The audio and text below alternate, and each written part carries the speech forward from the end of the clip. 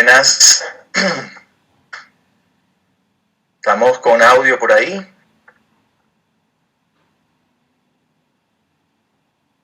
Buenas, Esteban. Sí, gracias. Bueno, saludos a todos. Vamos a dar un poquito de chance para que entren más. Espero que todo haya estado bien. Buenas noches. Hoy vamos a hablar de radiología ginecológica.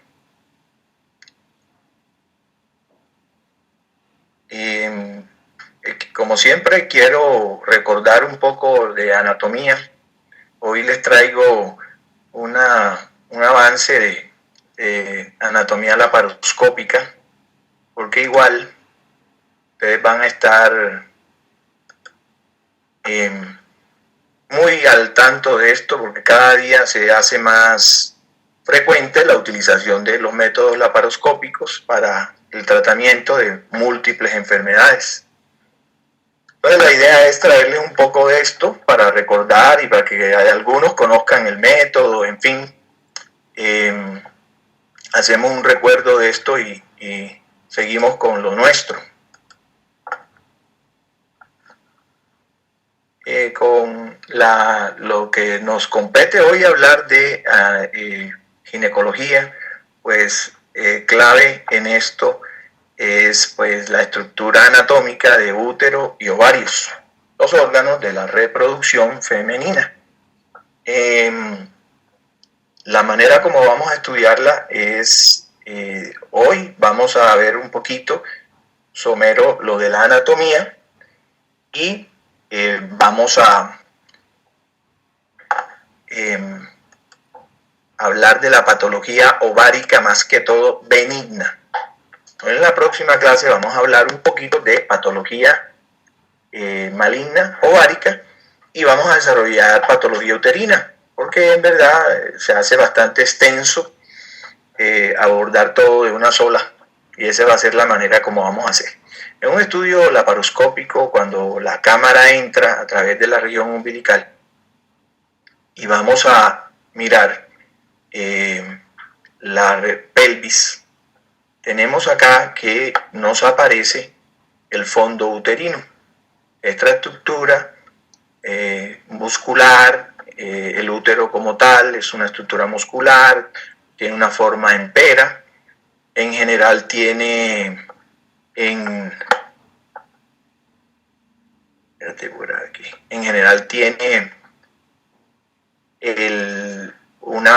una forma periforme, una parte adelgazada hacia la región del cervix y una parte que se amplía en la región del fondo que estamos viendo de primera entrada. El útero en general en la mujer adulta tiene entre 8 y 10 centímetros de diámetro longitudinal y tiene diámetro transverso aproximado de 5 centímetros y en sentido antero-posterior de 4 centímetros en promedio. En esta vista pues estamos viendo fondo, vamos avanzando. Acá hay un ligamento que es el ligamento redondo que le da suspensión al útero hacia la región pélvica.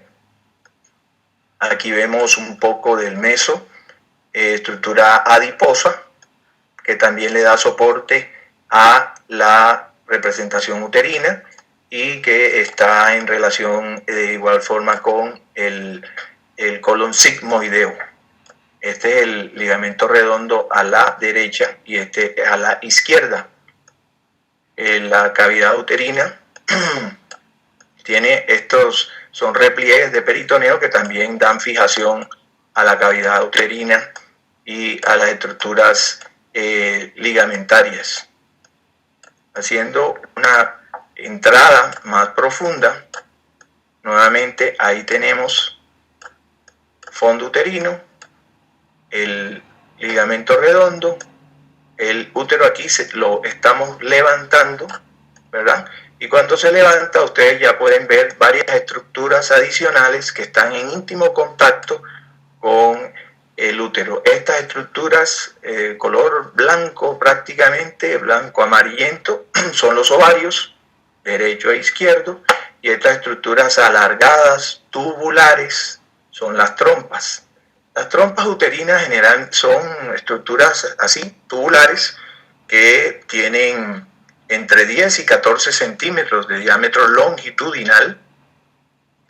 Ellos tienen un diámetro del lumen dentro de estas trompas que varía entre 3 y 5 milímetros. Son diámetros muy reducidos que por eso pueden sufrir obstrucciones y conllevar a la creciente infertilidad que estamos viviendo en la actualidad. Entonces son estructuras que tienen esas dimensiones y que son sujetas a procesos inflamatorios y en ocasiones condicionan estenosis y que, como les menciono, el tema de la infertilidad. Entonces tenemos ovarios acá, un derecho, izquierdo, trompa uterina derecha, izquierda, útero, lo pueden ver ahí cómo se ha levantado. Esto realmente hay un sinnúmero de otras estructuras pélvicas. Ustedes pueden ver el peritoneo recubriendo la vejiga hacia allá y estas estructuras otras ligamentosas. Estos son vasos sanguíneos de los ilíacos, el ovario o los ovarios que también en su estructura anatómica tienen en la mujer adulta entre 3 a 3.5 centímetros de diámetro longitudinal por 3 en general en la etapa premenopausia, en la etapa normal de la mujer en edad reproductiva. Luego en la etapa menopáusica pues obviamente viene un descenso de esos volúmenes ováricos. El ovario recibe irrigación de la arteria ovárica, que son ramas de la arteria aorta, y también de las arterias uterováricas, que son ramas de la arteria uterina. La visualización laparoscópica y la práctica de la cirugía laparoscópica pues ha tenido un auge y un impacto en la cirugía, en la recuperación de los pacientes y en el avance de métodos tanto de diagnóstico como de tratamiento de la patología ginecológica. Esa era una pequeña muestra de un estudio laparoscópico normal. Voy ahora a traerme para que hagamos una visión rápida.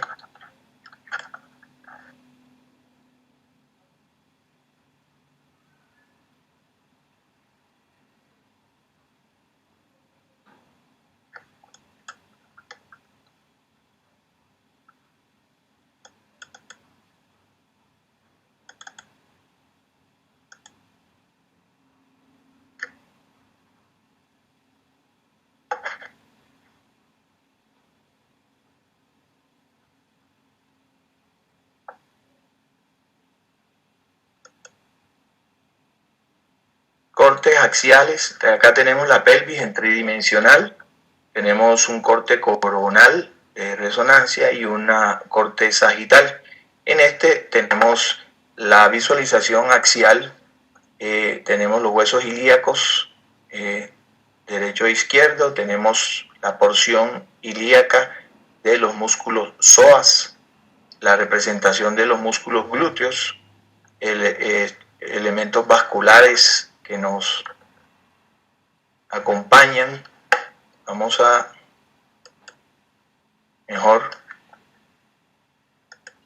mejor. Acá en el centro, bueno, vejiga llena, recto, grasa hiperintensa, es un T2. Acá tenemos la representación uterina. Lo que quería era llegar de la laparoscópica a la de resonancia de manera rápida. Esta es la representación del cuerpo uterino y ustedes acá tienen el endometrio.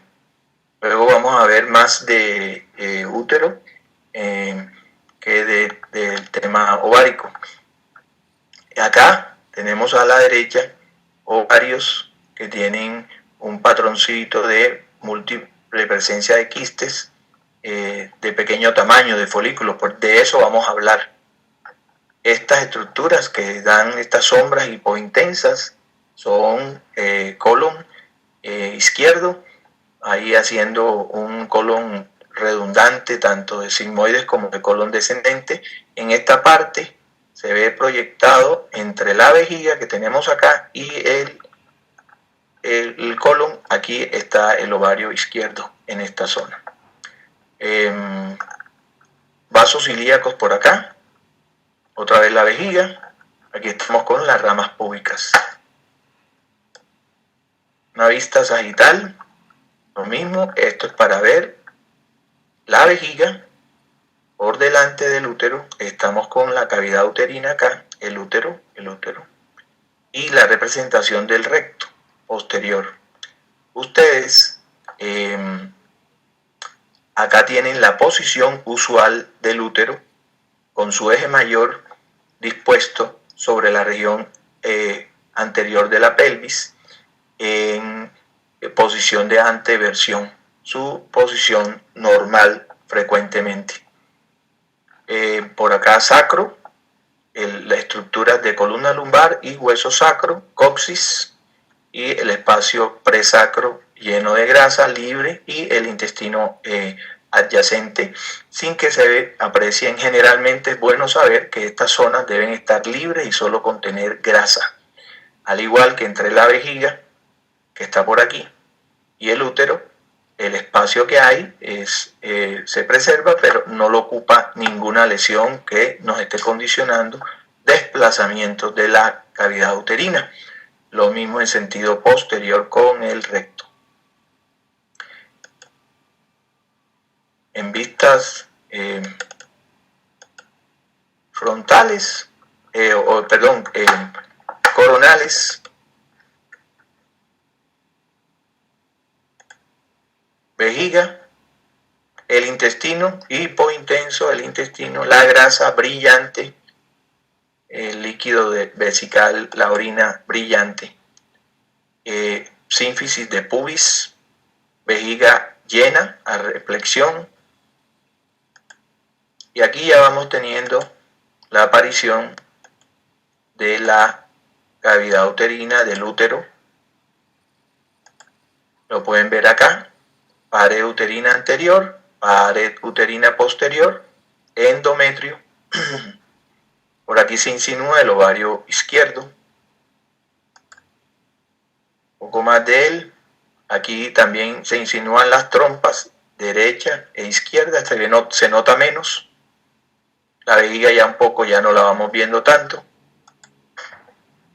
El ovarito izquierdo con sus correspondientes quistes simples, normales en las mujeres en edad reproductiva. Este es el ligamento redondo que les habíamos mostrado allá. Aquí se ve en el lado izquierdo. El derecho se nota menos por acá. Aquí vamos quedando ya hacia más posterior con el recto, el ámpula con materia fecal, zonas de colon sigmoideo y grasa por acá. Vasos ilíacos a la derecha y a la izquierda vasos ilíacos. La representación sacra y las alas ilíacas. Aquí aparecen los músculos glúteos y vamos dejando el final de la zona del ámpula rectal con el espacio graso presacro normal. Esa es una rápida visualización de la anatomía en resonancia, para que hagamos entonces la relación, la laparoscópica, la de resonancia, y luego vamos a ver la anatomía ginecológica con ultrasonido. Como les decía, hoy vamos a hablar de patología ovárica, más que todo, de los hallazgos benignos también, particularmente.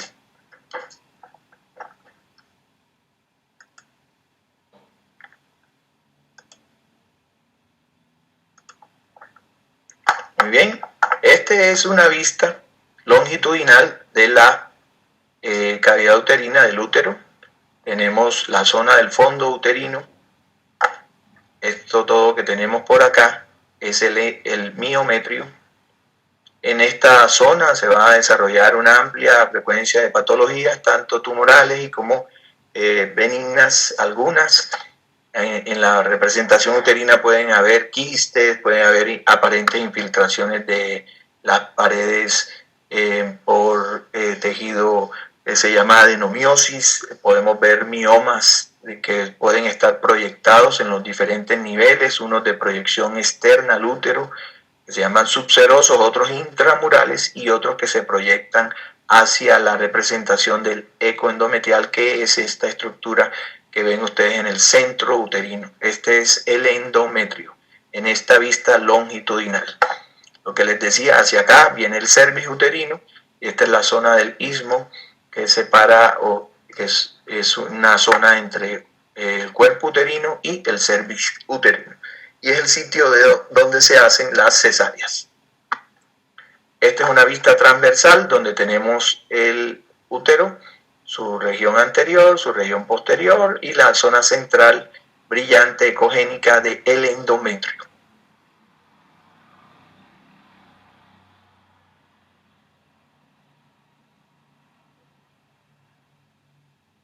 Estos esquemas, porque los veo muy didácticos, y que en la patología ovárica es muy común el que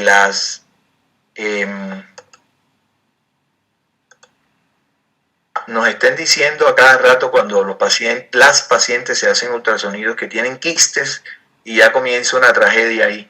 Cuando hablan de quistes, hay muchas pacientes que están en tratamientos porque no se ha llegado a el diagnóstico real y cierto, y comienzan a darle tratamiento para el tema de ovarios poliquísticos. Ustedes van a oír mucho de esto a lo largo de su experiencia. En general, en los ovarios normales hay 2 millones de ovocitos primarios al nacer. Estos ovocitos, si uno hiciera un corte histológico en el ovario, los vería como unas cavidades microquísticas. Entonces, estas cosas, hablando de nivel microscópico o electrónico, si estos ovocitos llegan a ser 2 millones y solamente en cada ciclo menstrual se van a madurar entre 10 y 15, esto hace ver que hay una gran cantidad de formaciones ováricas que en algún grado de la vida, en algún tiempo, van a desarrollarse. Y también van a haber muchos que nunca lo van a lograr. De estos 10 folículos, 15 folículos que por mes se desarrollan, se comienzan a madurar dando cambios de su volumen y de su aspecto. Entonces comienzan algunos a crecer entre 5 o 10 milímetros, y a lo largo del ciclo, en la primera etapa ovulatoria, habrá uno que comienza a crecer y llega a tener entre 18 a 20 milímetros, o sea, llega a tener 2 centímetros, y este se rompe y libera el ovocito, que si hay relaciones sin protección, pues van a haber embarazos. Los otros 9 folículos que estaban creciendo, ¿verdad? Que venían los foliculitos, este creció, nos llegó a este folículo, que son los folículos, estos son los llamados folículos de Graf. Este llega hacia el día de la ovulación, este se hizo dominante. Desde que este se va haciendo más grande, los otros se quedan más pequeños y no crecen, incluso involucionan. El ovocito del folículo de Graf que se hizo grande ovula, deposita su ovocito en la trompa y comienza también a tener cambios. Estos cambios los van a llevar a que el folículo de Graf ovulando se rompe y comienza a atrofiarse. Primero se arruga y da origen a la formación del cuerpo lúteo. Se colapsa y se puede visualizar en los días previos a la ovulación, y luego sigue arrugándose, disminuyendo su volumen, y termina y pasa del cuerpo lúteo al cuerpo albicans, y puede tener como un aspecto cicatrizal al final. Esto al final desaparece, y en el otro ciclo volvemos al círculo que hemos visto esquemáticamente. En general, entonces los ovarios normales en las mujeres premenopáusicas se pueden ver quistes pequeños a lo largo del ciclo. Entonces hay que tener cuidado cuando hacemos ultrasonidos con quistes pequeños o cuando recibimos un reporte que habla de quistes pequeños. Hay que ver las respuestas y tratar de correlacionar, si se puede, el hallazgo sonográfico con el tiempo en el que está el ciclo para poderle dar un valor patológico o no a este hallazgo. Además que va de la mano de las alteraciones menstruales. Entonces, en la radiología ginecológica y en la valoración sonográfica, volvemos a caer en lo básico del ultrasonido. Esta estructura ecogénica grisácea de la izquierda es un ovario en el diámetro mayor y acá está en el diámetro transverso. Y ustedes van a ver unas formaciones acá, quísticas, redondeadas, típicas y características de un quiste simple. Simple en el sentido de que es redondo, bien definido, no tiene septos y además es hipoecoico o ecolúcido. Y otra característica es que acá ustedes pueden notar un aparente reforzamiento del sonido. Les había dicho que este hallazgo es una ilusión óptica que se da por el hecho de que al venir el haz de sonido aquí en la parte superior y venir pasando por aquí a la longitud de onda que viene ese sonido, se atraviesan estructuras que tienen y oponen una resistencia diferente de acuerdo a lo que son. Aquí se atraviesa líquido y entonces aquí disminuye menos la intensidad del sonido y parece que se iluminara el reforzamiento del sonido. Es lo contrario de la atenuación que se ve en las lesiones malignas, aprovechando para recordar semiología sonográfica. Cuando hay atenuación es una sombra oscura y es porque aquí podría haber una lesión de tipo tumoral, por ejemplo, si no fuera calcio, y entonces acá el apiñamiento celular, el agrupamiento celular por área da una disminución de la señal y aquí se vería una sombra oscura. Entonces, estos son de los quistes que vamos a estar viendo en nuestras valoraciones sonográficas frecuentemente. Entonces, si tenemos claridad que los ovarios normales pueden tener quistes anecoicos simples y que son los famosos folículos de Graf. Estos se ven en la resonancia, en las secuencias ponderadas en T2, son elementos brillantes, ¿verdad?, que están en la periferia del ovario, pueden estar en el centro, eso sí es caprichoso. Acá en este ejemplo están en la periferia y acá hay tejido ovárico, estroma ovárico, que es un poco hipointenso, ¿verdad? Entonces, brillando las lesiones quísticas, acá en el lado izquierdo igual, y el ovario con tejido grisáceo normal, estroma sano. Ovario izquierdo, ovario derecho. Entonces, acá tenemos en la vista sagital los quistecitos pequeñitos y el estroma ovárico grisáceo. Características normales sonográficas. Recuerdo que aquí está el útero, por aquí viene endometrio. Acá en ese corte no estaba incluido en esto. En las pacientes que van para la menopausia la podemos definir como que la paciente tiene un año o más de amenorrea, en que se da frecuentemente en edades entre 51 a 54 años. Esta menopausia se asocia generalmente a una tendencia a la disminución del volumen de los ovarios.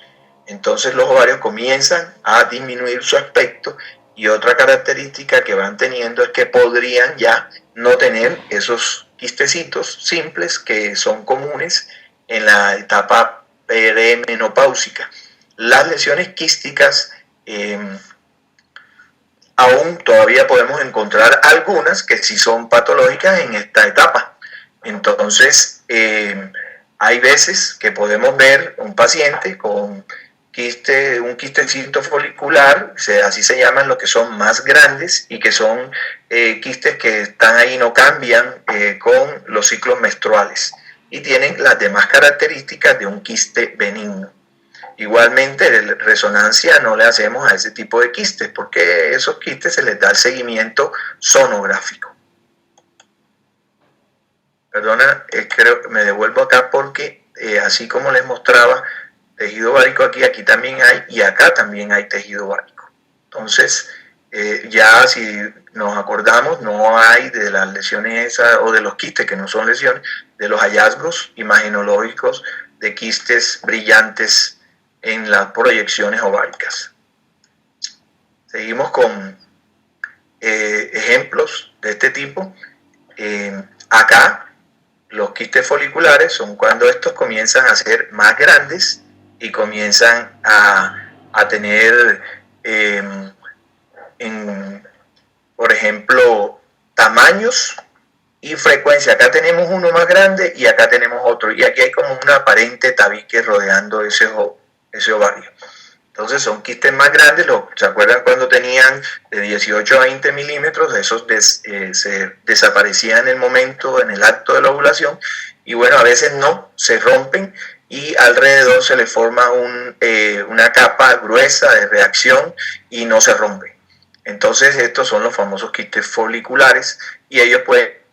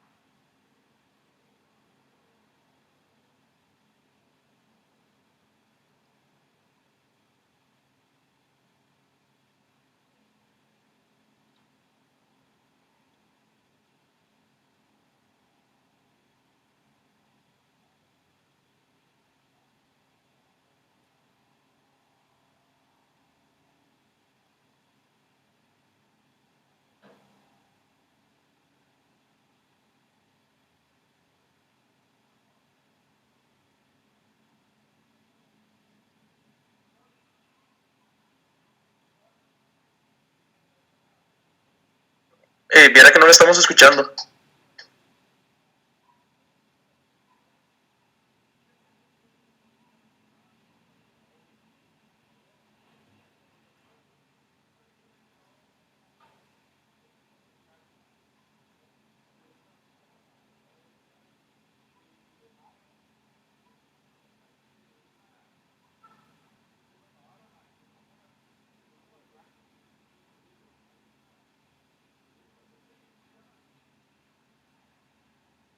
Luego, Nicolás, acá hay... No se escucha. Eso era lo que estaba viendo, que me pasó algo con el sonido. Ok.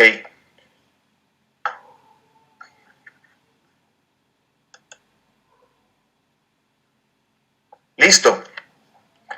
Entonces les estaba hablando de que los quistes pueden, en el periodo que llegamos acá con que se ovula, puede llegar a pasar que no haya una ovulación. Entonces no se rompe el quiste que le estábamos haciendo el seguimiento y el quiste se va haciendo más grande.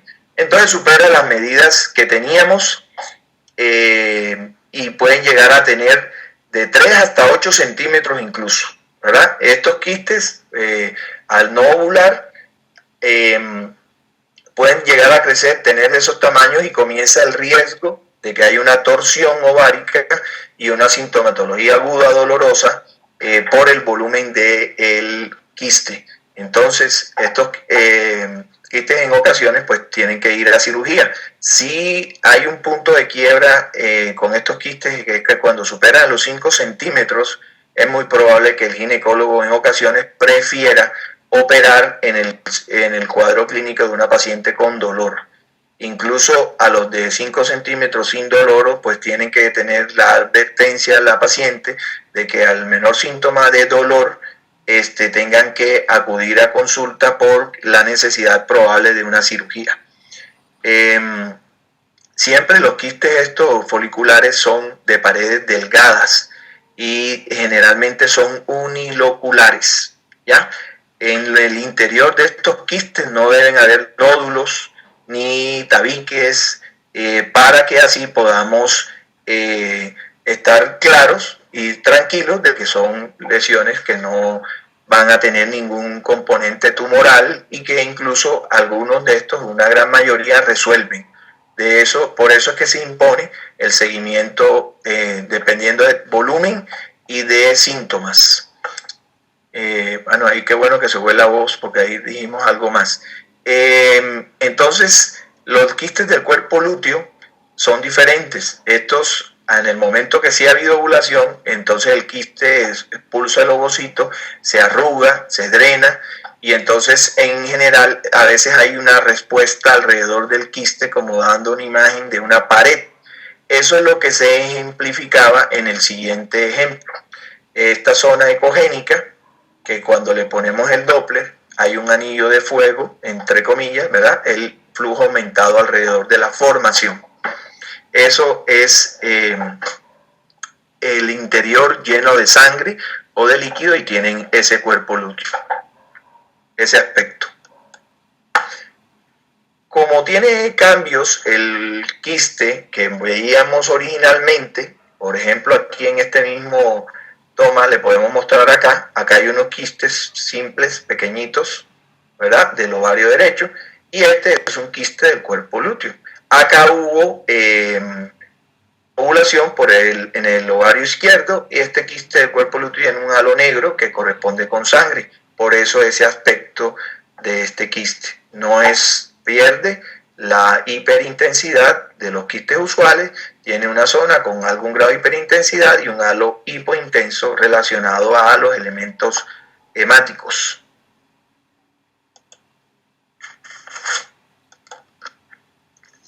Dentro de la patología frecuente a la que nos tenemos que encontrar en ginecología están los quistes hemorrágicos.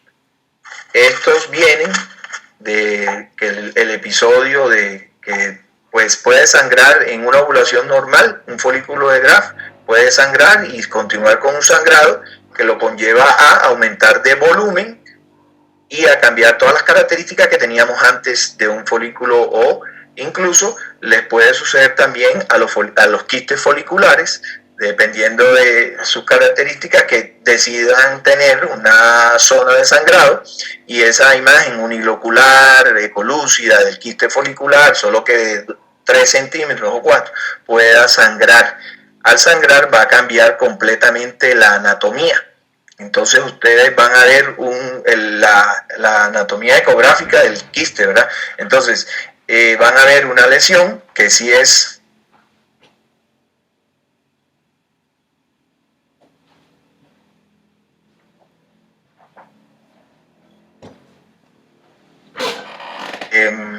tiene zonas oscuras, líquidas, como estas, zonas brillantes, ecogénicas, las imágenes que pueden decir, tractos lineales de fibrina, estos son como coágulos organizados, por así decirlo.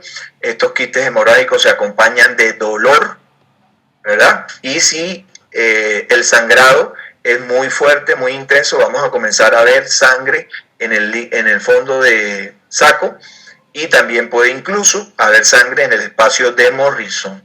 Entonces, pacientes con historia de dolor, lipotimia, mareos, dolor pélvico, lipotimia, mareo, va a un ultrasonido, se ve una lesión como esta, se logra documentar líquido en el fondo de saco y se ve líquido en el espacio de Morrison o en las correderas parietocólicas. Estamos con un quiste hemorrágico sangrante y esa va a tener que ser operada de inmediato. Hemos tenido pacientes que pierden 2 litros de sangre a través de una lesión como esta.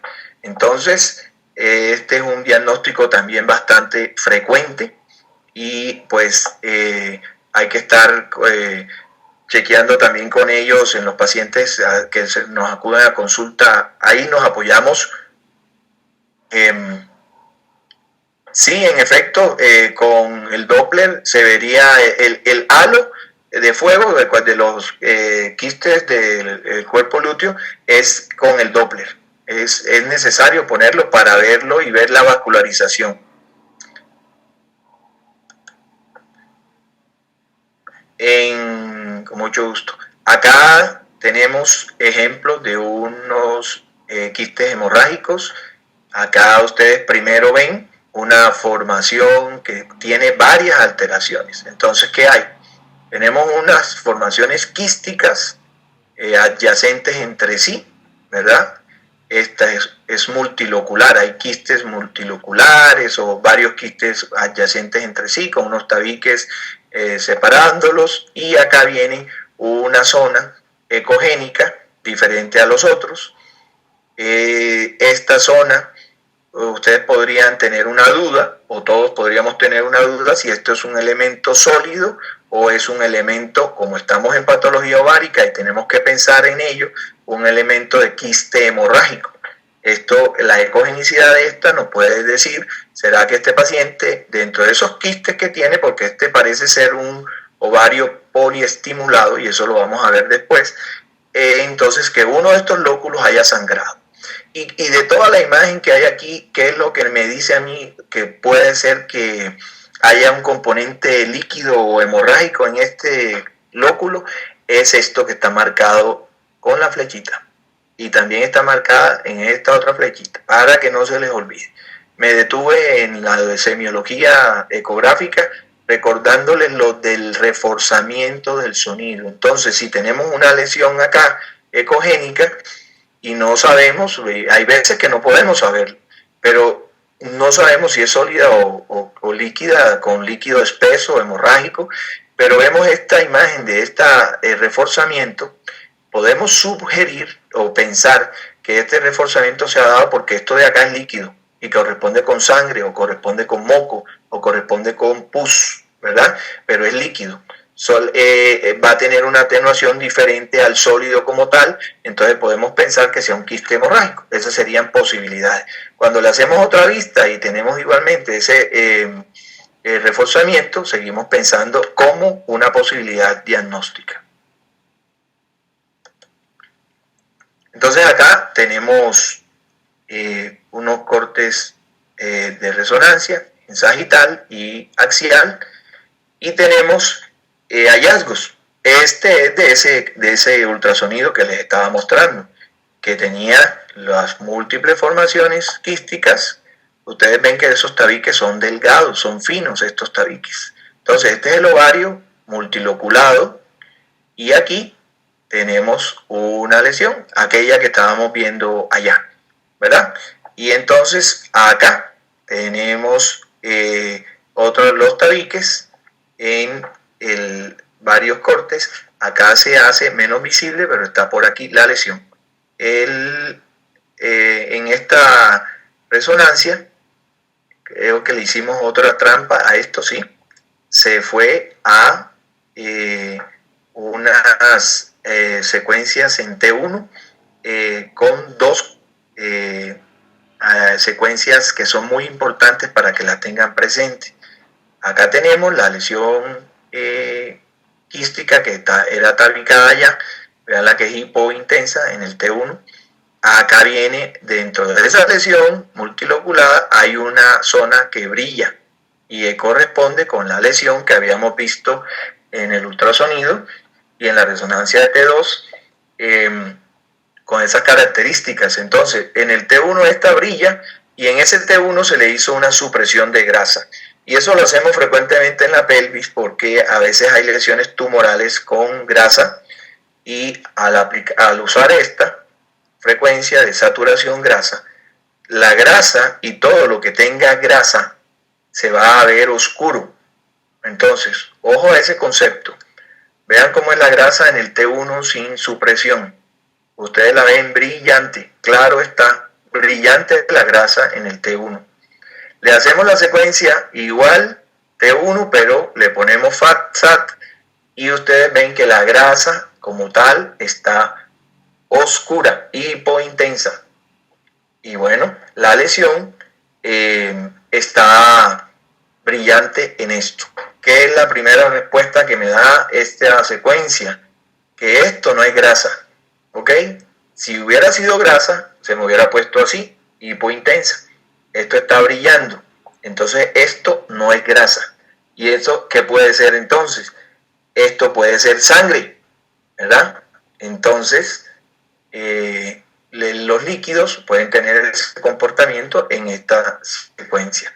La grasa se pone negra y el líquido sigue brillando. Entonces ya yo tengo que esto no es grasa, que probablemente que no es sólido y que es líquido, ha de ser sangre.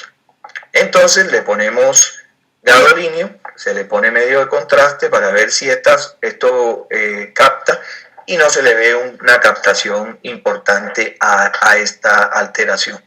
Entonces hacemos un diagnóstico de una lesión de quiste hemorrágico habiendo excluido alguna patología tumoral tipo teratoma, entre otras posibilidades.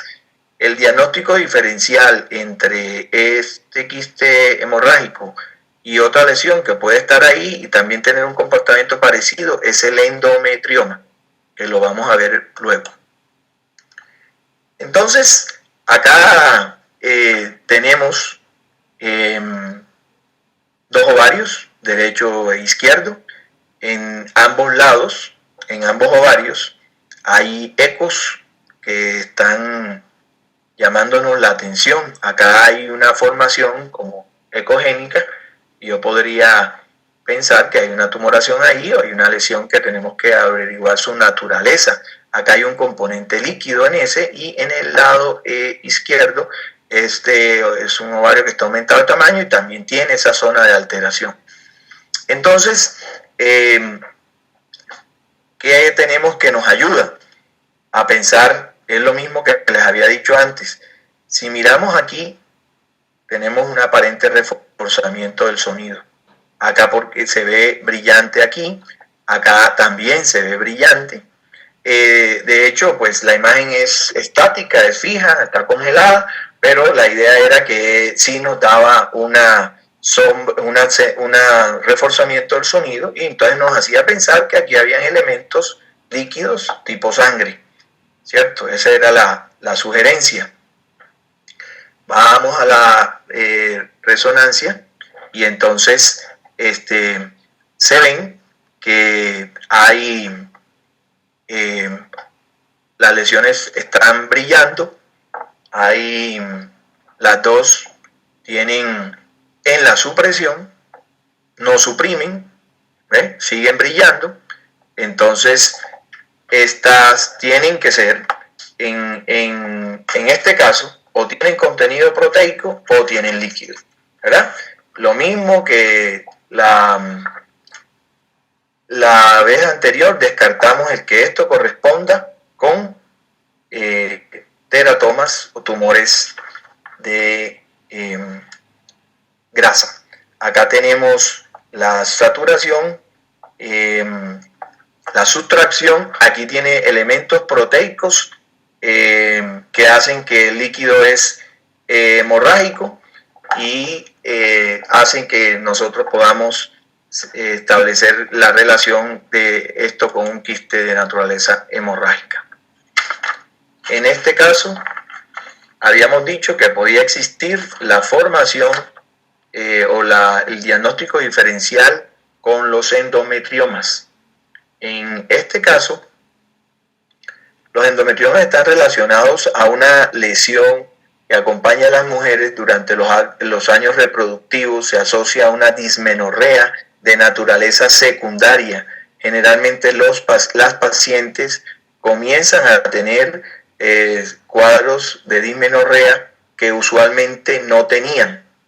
En general, esta puede comenzar o manifestarse con depósitos, esto corresponde a depósitos de tejido endometrial que al parecer por reflujo compromete la región ovárica, pero puede comprometer intestinos y hay localizaciones muy raras de la endometriosis como hasta en pacientes que han sido operados con migración de tejido endometrial a los rectos anteriores, y hemos encontrado que la paciente hace dolores con el ciclo en la zona media, cerca de un antecedente quirúrgico, de una cicatriz, y hace incluso hematomas francos, y se puede relacionar como son cíclicos con el periodo menstrual y con este tipo de eso hemos hecho varios diagnósticos ya.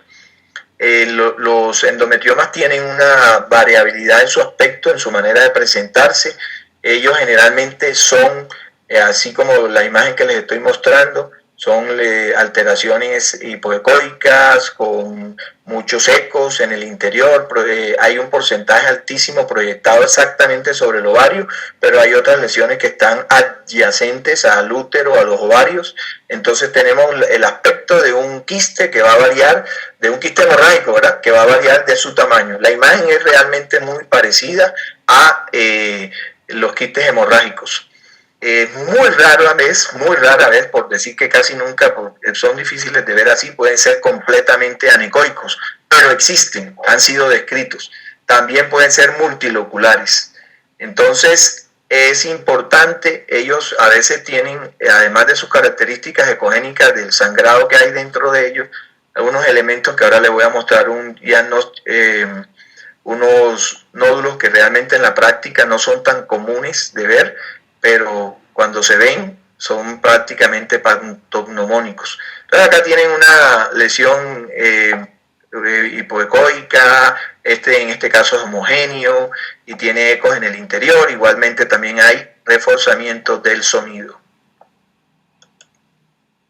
Entonces a esto era que me refería. Esta es otra lesión que tiene ese comportamiento hipoecoico con ecos que se aprecian difusos sobre la alteración. Hay una atenuación por acá, perdón, un reforzamiento del sonido. Esta zona se ve brillante aquí rodeando la alteración, y ustedes ven estos puntos más brillantes. Estos son los puede existir la duda si esto corresponde con nódulos murales o con focos hiperecogénicos en el caso de endometriomas, y estos generalmente están pegados a la pared y son puntiformes. Esa es la idea, buscarlos cuando encontramos una lesión como de estas características, para ver si podemos hacer ese diagnóstico pues exacto. Acá veníamos a mostrar la patología que les había dicho de los ovarios poliquísticos, que realmente con ella se especula mucho, y que quisiéramos que mejoráramos en cuanto a tanto los diagnósticos como el revisar pacientes en tratamiento. Yo tengo pacientes que desde los 15 años le comenzaron eso y tienen 22 y están con los mismos tratamientos, y no era cierto. Entonces, a tener en cuenta eso. Sí sirve la radiología para hacer el diagnóstico, pero debe ser acompañado últimamente de pruebas hormonales. En los casos de los síndromes de ovario poliquístico, la imagen ayuda de esta forma. Debemos encontrar o señalar al menos 10 o más quistes periféricos. Entonces, ustedes están viendo la posición periférica de los quistes en relación muy cercana a la corteza ovárica y de los dos. Lo otro que tienen los ovarios poliquísticos en la poliquistosis son el aumento de su tamaño, el aumento de su volumen. Entonces estos en general un 70% de las pacientes tienen aumento de volumen de los ovarios, o sea que hay un 30% que puede tener ovarios normales. Hay una cosa asociada a los ovarios poliquísticos, que es los trastornos menstruales. No podemos tener pacientes de ciclos normales, exactos, con que se atrasan 3 a 5 días, y que alguien diga que tiene poliquistosis ovárica, que tiene que acompañarse clínicamente: irregularidades menstruales, signos clínicos de hirsutismo, infertilidad, obesidad. Las pacientes con síndromes metabólicos, algunas se acompañan de este tipo de problemas. Y lo otro, acné, y lo otro es que las pruebas hormonales hormonales, tienen que estar elevados los andrógenos en estas pacientes. Así que una manera es, al final, y eso no lo tratan de hacer mucho, hay que pedirles pruebas para ver cómo están esos andrógenos en las pacientes. Entonces, hay un signo que ahora creo que lo tengo por acá, que es más característico. Esos quistes deben estar dispuestos así periféricamente y continuos para dar un aspecto en collar de perlas. ¿Ven? Acá lo tenemos en una disposición en collar de perlas muy bonito. Entonces el ovario hipointenso, el ostroma ovárico, los quistes brillantes, pequeñitos, dispuestos periféricamente, más de 10. Lo demás, la estructura de la grasa normal, están viendo ustedes aquí, fibras musculares, estructura ósea sacra, poquito de vejiga y pubis. Hay una patología que se ve bastante ahora y que está relacionada a los problemas de infertilidad. Entonces las pacientes van a tratamientos y se les aplican medicación con gonadotrofina coriónica, y generalmente esto ocasiona el efecto que queremos, que es generar ovulación o generar ovocitos o folículos de Graf para que haya desarrollo. Lo único es que a veces entonces hay un exceso del estímulo y hay una hiperestimulación que conlleva a que estos ovarios crezcan de volumen y que se llenen de estos lóculos o quistes, algunos de tamaños realmente grandes. Hemos tenido pacientes que estos quistes llegan al hígado desde la región pélvica, comprometiendo de verdad la integridad de la paciente y estableciendo riesgos graves.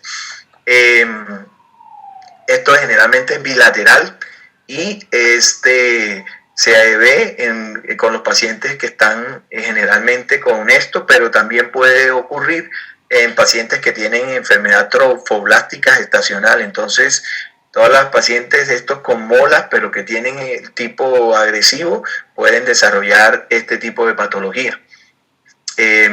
Hay pacientes incluso con embarazos normales que pueden tener este tipo de anomalías, pero en estos generalmente cursa de manera más leve.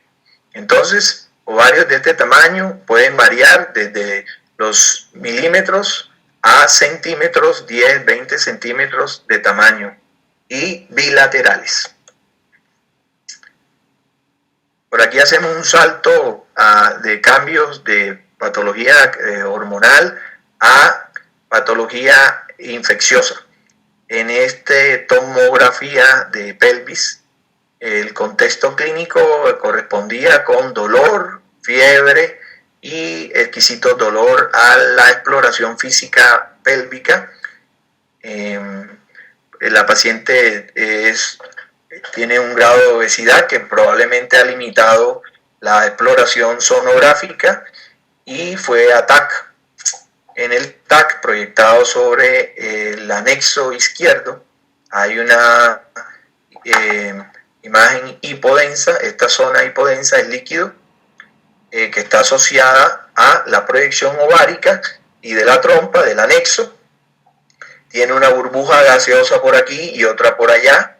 Esto es un absceso tubo ovárico. Acá está el útero y esto es un acceso tubo ovárico. Que tenemos por aquí otra vista en donde tenemos el acceso, más aire sobre la trompa y el ovario, y tenemos acá en el útero una burbuja gaseosa. Esto en el contexto de una enfermedad pélvica inflamatoria que se hizo, progresó a una lesión de este tipo, un gran absceso. Acá hay una colección asociada a la alteración. Entonces, eso que se veía hipodenso en aquellos cortes, acá se nota mejor en el coronal, es un absceso de gran tamaño. Patología frecuente de las mujeres en edad reproductiva. Bueno, no tan frecuente, pero que ocurre más que en otras épocas. En este caso, vamos a hacer un cambio a patología tumoral. La más común, pues, vamos a encontrar frecuentemente, es el teratoma. El teratoma es una lesión por lejos muy común. Tiene un aspecto quístico y sólido. Tiene componentes de los dos. Él tiene un componente, además de líquido, tiene grasa, y este tipo de lesión puede inclusive llegar a tener glándulas sudoríparas, pelo, dientes, podemos encontrar dentro de ellos. En general, esto puede desarrollarse en una paciente joven, en cualquier etapa de la vida, de ver lo que vemos en el ultrasonido en un paciente incluso asintomático, es la lesión que tiene ese componente hipoecoico acá, con algunas líneas ecogénicas y una zona más grande, que es una zona que corresponde con una alteración prácticamente característica. Es un nódulo que es hiperecoico, ustedes lo notan aquí, está en este componente quístico, es una zona sólida, hiperecogénica, y entonces ese nódulo se llama nódulo de Rokitansky o tapón dermoide, porque el teratoma también se le llama tumor dermoide. En ocasiones se puede ver un nivel líquido graso, porque a veces la grasa flota en el líquido cuando está dependiendo del volumen del teratoma. Entonces, de tenemos otro signo ecográfico.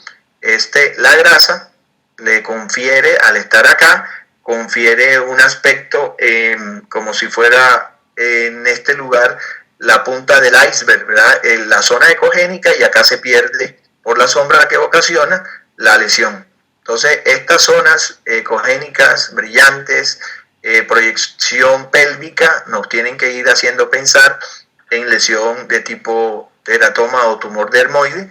Y acuérdense que esta imagen genera muchas dudas diagnósticas, en razón de que el aire del colon sigmoideo puede también darnos en ocasiones similares hallazgos. Por eso la paciente tiene que moverse, cambiar la posición y seguir buscando esto.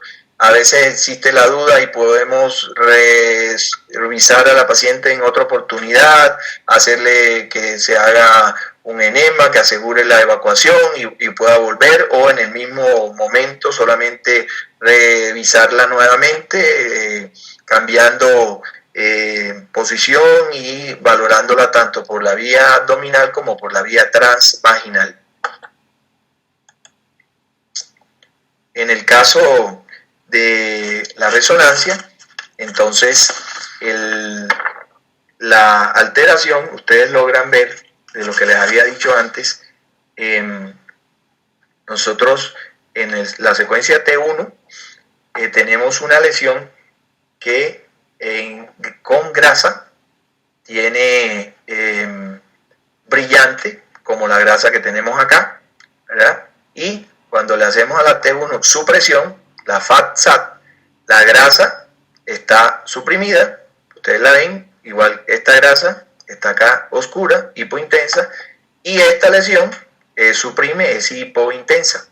Entonces este elemento y este elemento tienen un contenido similar a este elemento. Grasa, este es un teratoma.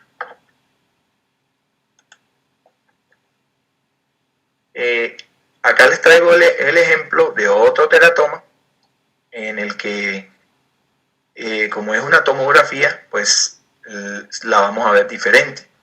En la tomografía, la grasa tiene esta densidad, ustedes la ven acá, es hipodensa, y la lesión, porque le voy a decir, está proyectada sobre el ovario derecho. Vean que hay que tener cuidado con el aire de las asas de intestino, ¿verdad?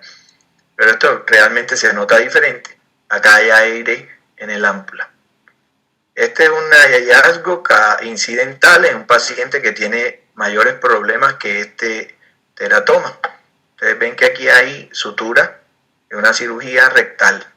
Así que este paciente perfectamente ha podido tener una tumoración. Eso no la conozco pero en la clínica, pero ha tenido una tumoración colorectal y aquí tiene una anastomosis.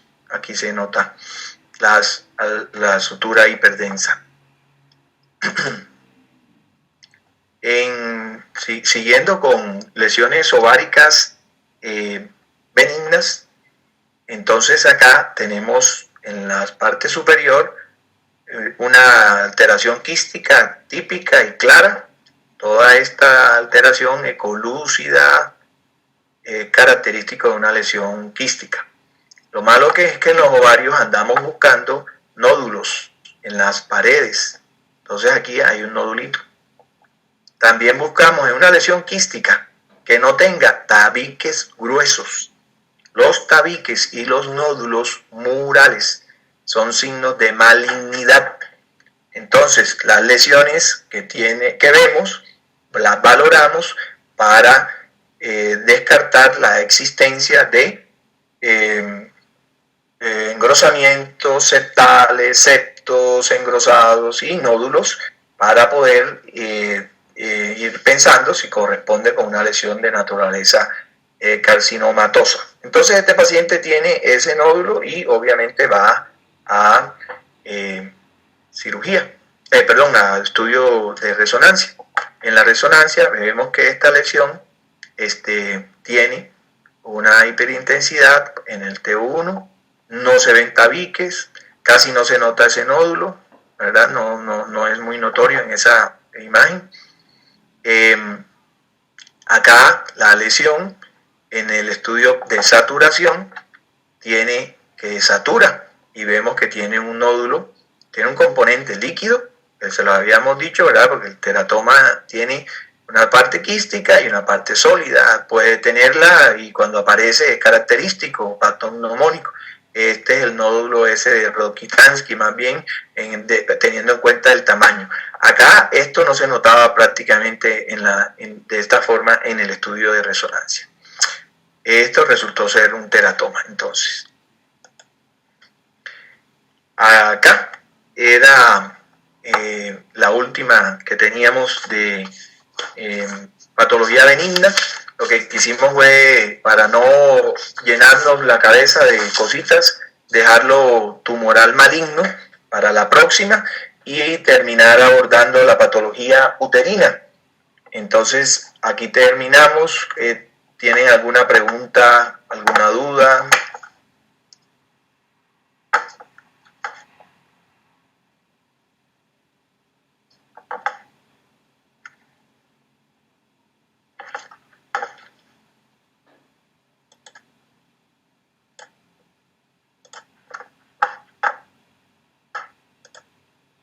Con mucho gusto. Entonces vamos a ver la próxima clase. Entonces vamos a estar con lo de útero y patología maligna y vamos a ver bastantes imágenes de todas de este tipo de patología. Ya estamos llegando al final. Que tengan buenas noches, que les vaya muy bien, cuídense. Ahí nos hablamos.